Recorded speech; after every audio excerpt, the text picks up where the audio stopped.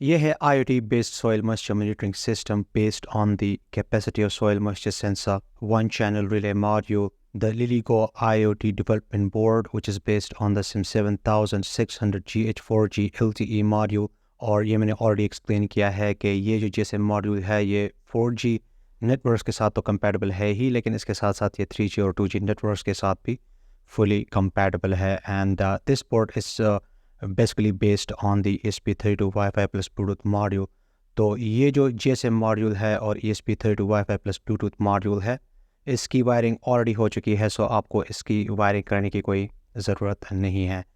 इसके अलावा इस प्रोजेक्ट को पावर अप करने के लिए मैं यूज़ कर रहा हूँ ये 5 वोल्ट और 3 एम्प्स की power supply. And for the real time monitoring I am using blink application. तो इस पर देख सकते हैं मैंने ये गेज ऐड किया हुआ है. तो यहाँ पे हम सोइल मॉइस्चर को मॉनिटर करेंगे और इस बटन की मदद से हम रिले को ऑन या ऑफ कर सकते हैं. तो उस रिले के साथ हम वाटर पंप जो है कनेक्ट कर सकते हैं या कोई और लोड जो आप कंट्रोल करना चाहते हैं.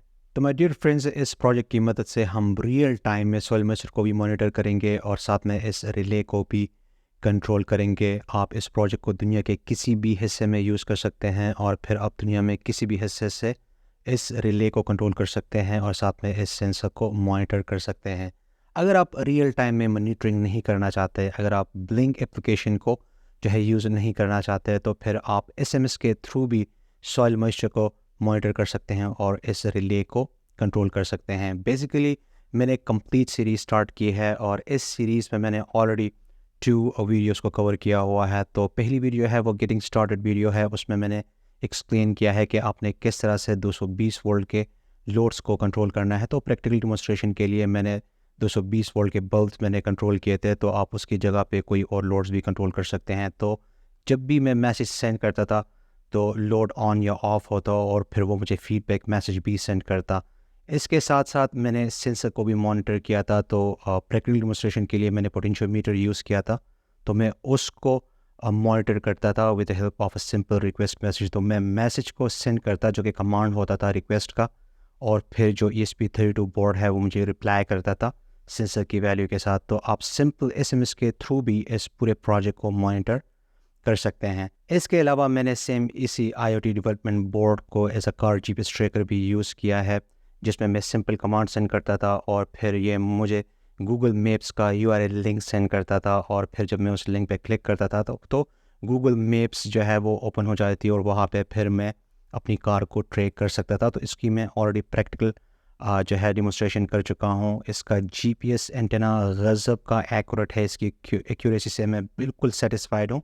तो अभी तक इस सीरीज़ में मैं 2 वीडियोस बना चुका हूँ, 2 प्रोजेक्ट्स में कवर कर चुका हूँ और अभी तक मैंने जितने भी टेस्ट जो हैं वो परफॉर्म किए हैं तो मैं उनसे बहुत ज़्यादा सेटिस्फाइड हूँ. और आज की वीडियो है रियल टाइम मॉनिटरिंग से रिलेटेड, जिसमें हम इस मॉइस्चर सेंसर को मॉनिटर करेंगे रियल टाइम में और हम इस रिले को कंट्रोल करेंगे ब्लिंक एप्लीकेशन की मदद से. अगर हम इसके वायरिंग की बात करें तो वायरिंग इसकी बहुत ज़्यादा सिंपल है, क्योंकि आप देख सकते हैं इस पोर्ट पे ऑलरेडी काफ़ी जो चीज़ें हैं उसकी वायरिंग हो चुकी है. बस हमने सिर्फ सेंसर को कनेक्ट करना है और इस रिले को कनेक्ट करना है. तो आप देख सकते हैं I am using just a few jumper wires to connect the capacity soil moisture sensor and this relay module. आपने simply capacity soil moisture sensor का जो VCC और ग्राउंड है ये आपने ESP32 wifi plus Bluetooth module के 3.3 volt और ground के साथ कनेक्ट करना है. और इसका जो येलो वायर है ये सिग्नल आउटपुट वायर है. तो आपने ये कनेक्ट करना है ESP32 के GPIO 15 के साथ.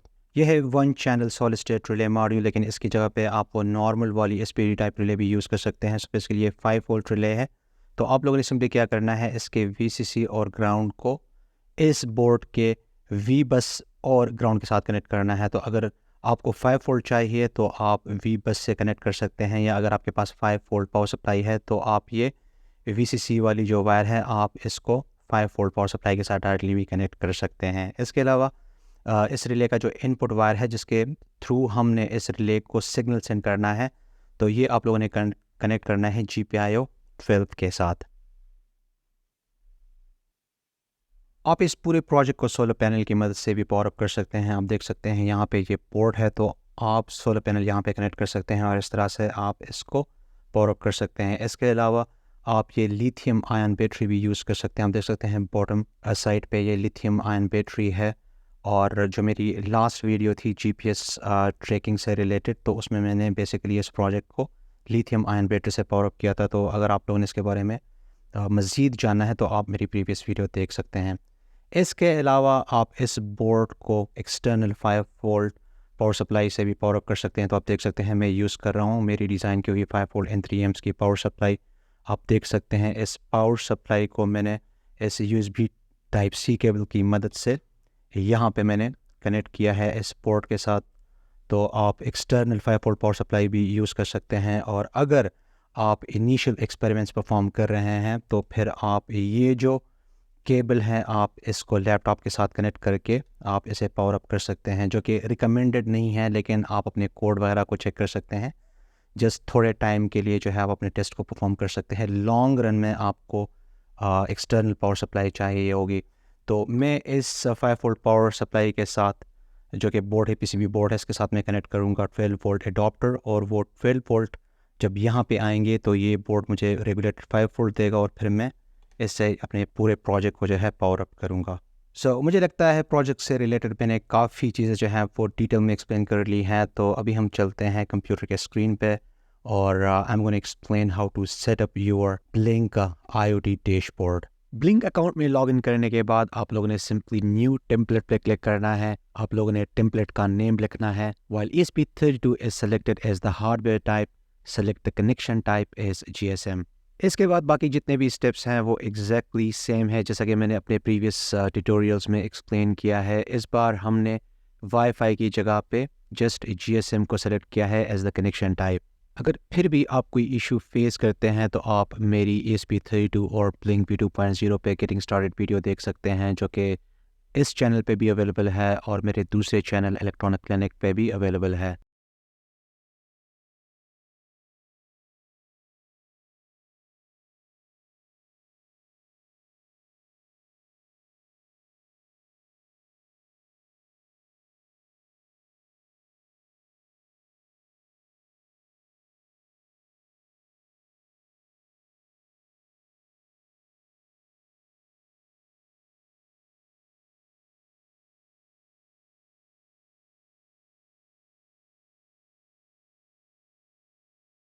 जब डैशबोर्ड रेडी हो जाए तो आप लोगों ने सिंपली इन क्रेडेंशियल्स को कॉपी करना है। Open the program that you can download from our website electronicclinic.com and simply paste the credentials and don't forget to change the GPRS credentials. अगर आप लोग पहली बार ESP32 Wi-Fi plus Bluetooth module use कर रहे हैं then you will also need to install the ESP32 board in the Arduino IDE. For this you can watch my getting started video on the ESP32 Wi-Fi plus Bluetooth module. Next आप लोगों को entire Blynk library package भी install करना होगा। For this you can go to the sketch menu, then to include library and click on the manage libraries. Type Blynk in the search box. तो जैसे कि आप देख सकते हैं मैंने इस लाइब्रेरी को ऑलरेडी इंस्टॉल किया हुआ है and it works with over 400 boards. Finally you can upload the program. मेरे केस में मैंने इस प्रोग्राम को ऑलरेडी अपलोड किया हुआ है। So next you can start with the blink IoT application setup on your smartphone.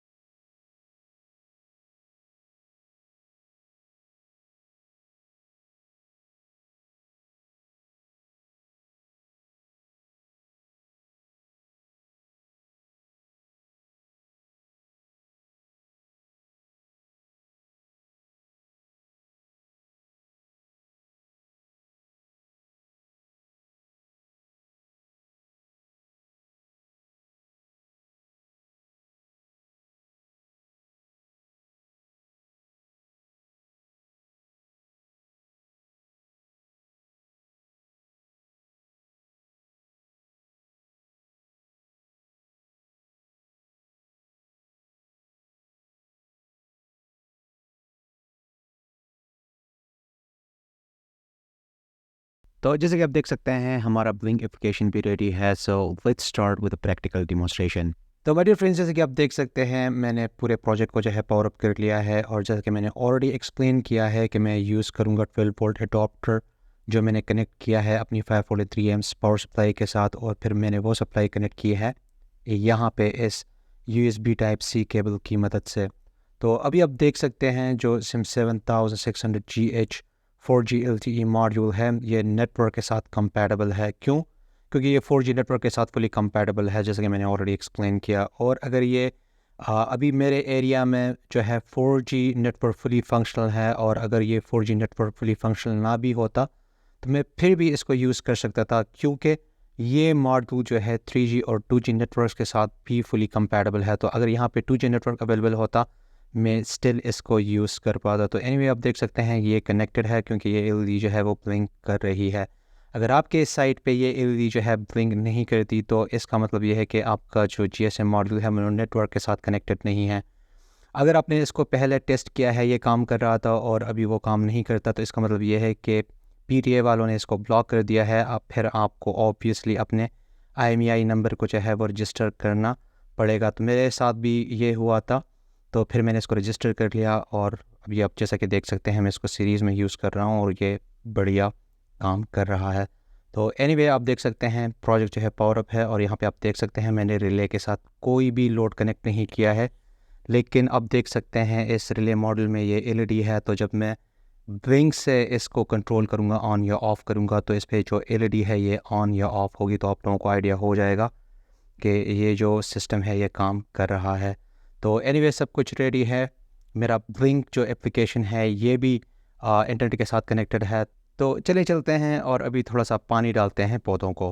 Blink application पे आप देख सकते हैं अभी जो वैल्यू है वो है 17 और 18 के बीच में, ये एक्चुअली जो है फ्लक्चुएट हो रही है। तो चले पानी डालते हैं थोड़ा सा।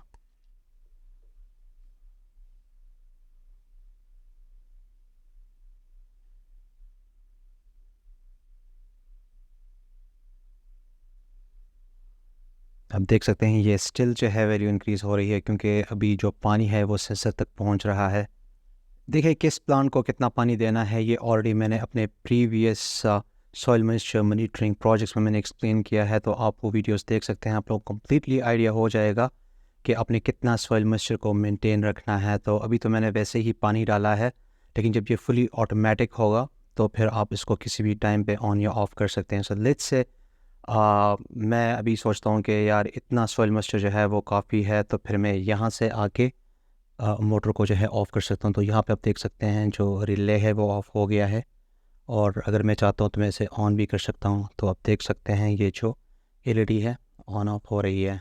सो गाइज़ आज के लिए बस इतना ही, and I hope you like today's episode. Like and share this video with your friends. See you in next episode and thanks for watching.